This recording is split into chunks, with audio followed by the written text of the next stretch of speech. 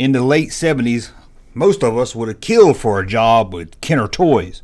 Well, we were little kids, so probably we wouldn't have killed for it, but it would have been a great job, especially if our parents worked there. Well, there was one guy that worked at Kenner, and his name was Mr. Brown. Sorry, I don't have his first name, but we'll just call him Mr. Brown. Mr. Brown, that's a little too close to Mr. Shit.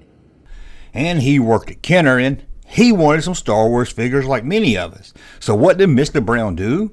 Well, on February 15th, 1979, Mr. Brown decided to get him some Luke Skywalker action figures, and he wasn't going to pay for them. There were 6 cases of Luke Skywalker action figures sitting on the loading dock at Kenner. In front of 2 employees at Kenner, Mr. Brown would take all 6 cases and put them in the trunk of his car.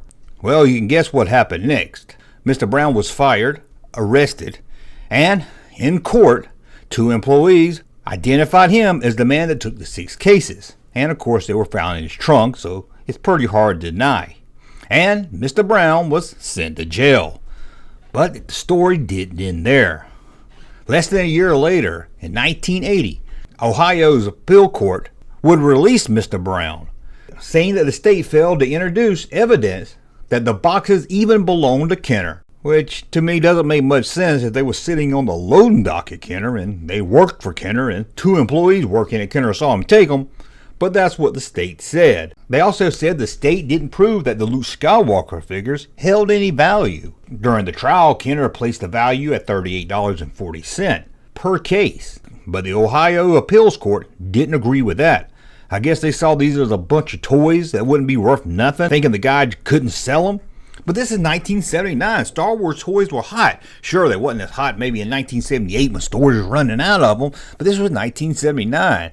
He could have sold these Luke Skywalker dirt cheap to a store probably and made a little profit. After all, he didn't pay anything for these, so if he sold them for 75 cents, he would still make a profit on them.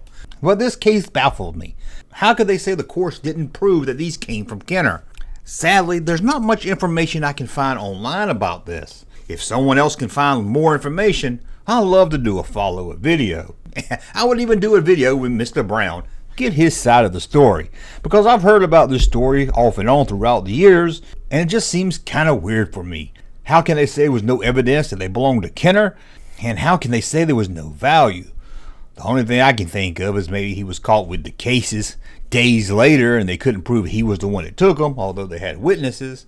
I don't know. The whole thing just baffles me. There's a short video and everything, but this is a video I've been wanting to talk about, and I researched court records and I couldn't find anything but a very small blurb on a couple of websites. So until we have more, that's the story of how Mr. Brown stole 6 Luke Skywalker action figure cases. So goddamn mad, Howard, you guys, I can hardly talk. Hey, Junkman channel popping though. Thank you, sir, for that unsolicited testimony.